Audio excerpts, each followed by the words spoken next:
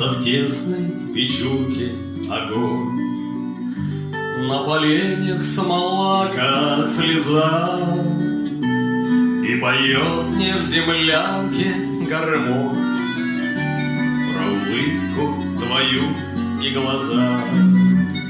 Про тебя мне шептали кусты в белоснежных полях под Москвой.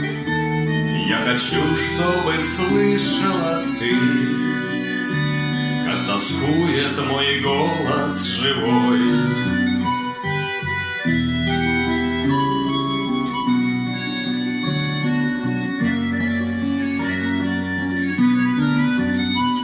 Ты сейчас далеко, далеко между